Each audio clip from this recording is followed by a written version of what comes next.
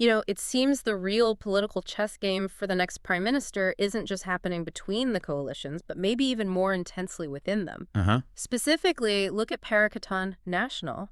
We're seeing this, well, surprisingly public discussion about who thinks they deserve the top job. And this is way before any election. Yeah, it's pretty early for this kind of talk to be so out in the open. Right. Imagine if, say, your own company was already debating the next CEO, actually naming names publicly before a big merger even happened. That would definitely create some awkwardness, tension for sure. Exactly. It makes you wonder what's really going on behind the scenes, doesn't it? The power dynamics. Absolutely. And just recently, we saw the statement from a youth leader within Perikatan National. He actually put forward 5 names, 5, as potential PM candidates for the 16th general election. 5 names, wow. Quite specific. It is. So what do you make of that? Seeing these discussions happen so openly, this far out, does it look like strength, like they have options? Or maybe, a sign of some internal friction? What's your take? Okay, let's try and unpack this a bit. This youth leader, right, he heads up both the Perikatan National Youth Wing and the youth wing for Parti Islam Si Malaysia. So he holds significant positions within both the coalition's youth structure and PAS's youth structure. Precisely. And he shared his thoughts, pretty detailed ones, on who he thinks could be prime minister if Perikatan National forms the next government. This wasn't just an off-the-cuff remark. It felt intentional. Oh, definitely. And the list itself is fascinating when you break it down. From Parti Islam Si Malaysia, PAS, he named 4 people, 4 heavyweights. Right. Who were they again? Well, first, Tan Sri Abdul Hadi Awang. He's the party president, massive experience, former Menteri Besar, too. That's like a state premier for anyone less familiar. A very senior figure. Very. Then Dato Sri Tuan Ibrahim Tuan Man, the deputy president, also a former cabinet member. Then you've got Dato Sri Dr. Ahmad Samsuri Mukhtar, a vice president.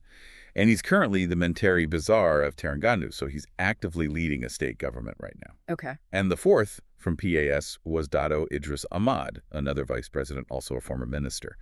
So you see, it's a very strong showing from Parti Islam Si Malaysia. It really is. 4 names. But here's where it gets, well, really interesting, maybe even a bit telling. Go on. From the other big party in the coalition, Parti Pribumi Bersatu Malaysia. Bersatu. Just one name mentioned. Just one. Yeah. Dato Sri Hamzah Zainuddin. He's the deputy president of Bersatu and currently the opposition leader in parliament. A key role, no doubt, but still. 4 versus 1. That's quite a contrast, isn't it? It really is. What do you think that tells us, that imbalance? Is it just about who this youth leader personally favors, or is it signaling something bigger about the power balance inside Perikatan National? Well, I think it's definitely more than just personal preference. If you connect the dots, the youth leader himself actually said he personally believes Parti Islam Si Malaysia should lead the coalition. He said that explicitly. Yes, and he cited their larger number of MPs as the reason. It's a direct claim based on parliamentary strength. But, and this is the clever part perhaps, he also acknowledged the wider Perikatan National view, saying Hamzah Zainuddin would be a fitting choice from that perspective. Ah, okay. So covering bases a bit. Exactly. It makes you ask, is this just stating facts about party strength? PAS has more seats. Or is it a deliberate move to frame the leadership narrative, maybe trying to build momentum for a PAS candidate before things get serious? Like setting expectations early. Could be. It's a strategic tightrope walk. Sometimes this public jostling clarifies things. Sometimes it just exposes cracks for opponents to hammer away at. It's less about if there's friction and more about how this public display shapes perceptions, both inside and outside the coalition. And this whole question about the Perikatan National PM candidate, it's not exactly new, is it? We've heard rumblings and different signals before from other senior figures. Definitely not new. It keeps bubbling up. You've got different voices saying slightly different things, adding layers to the whole picture. Like who? What else have we heard? Well, remember Dato Hashim Yassin, the spiritual leader of Parti Islam Si Malaysia.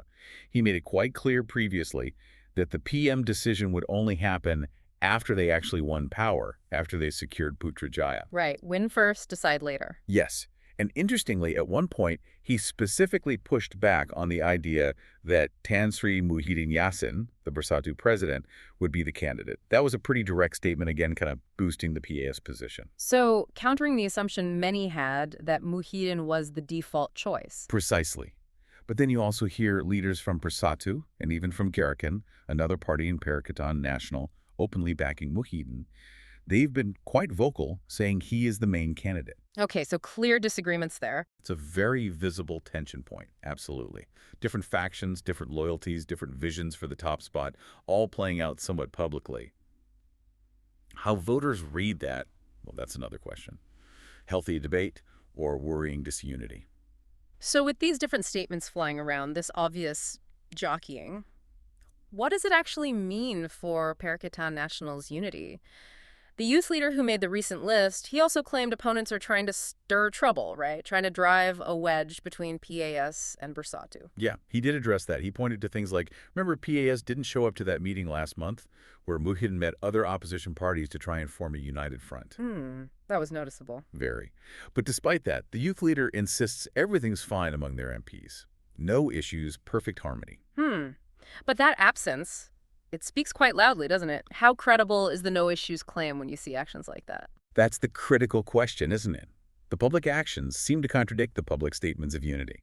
So this whole business of naming candidates, then the denials, the counterclaims, is it really a strategy? Maybe to project strength by showing they have candidates ready. Or does it just backfire? Does it expose those fault lines we talked about? It's a huge risk, because if your coalition looks like it's arguing over the steering wheel before the car's even started, that can be interpreted in so many ways. Yeah. Some might see it as democratic, sure, but others, probably many voters, might see it as unstable, lacking clear direction. That could really hurt them, couldn't it?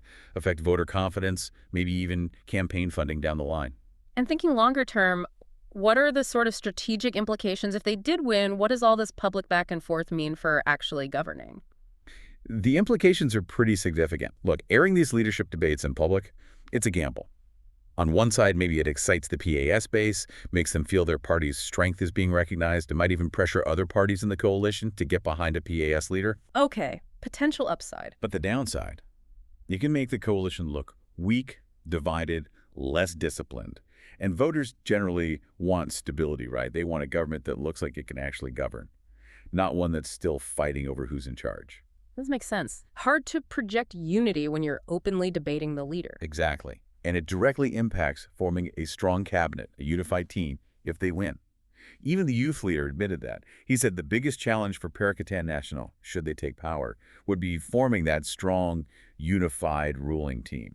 So winning the election is just step one. Step two, getting everyone to work together effectively might be even harder given these dynamics. Precisely. It really just highlights the incredible pressure within these multi-party alliances. Yeah. You have these strong ambitions, these desires for power, but you constantly have to balance that against needing to look united and actually be united enough to govern. It's a tough act. It's really clear then, isn't it? Even with an election potentially far off, the battles inside these coalitions are just as intense, just as complicated as the fights between them. Absolutely. It's politics within politics. Yeah. The big question isn't just if a coalition might win, but who within that coalition actually ends up holding the power? And how do they even reach that decision? It's like this constant power play happening below the surface and sometimes like now bubbling right up into view. And then you think, okay, what happens after an election when the dust settles? How does a leader emerge from all these different expectations, these competing claims, and actually unite not just the coalition, but govern effectively? Yeah. It's certainly something to keep an eye on. Definitely a space to watch. Remember to like and subscribe for more videos like this.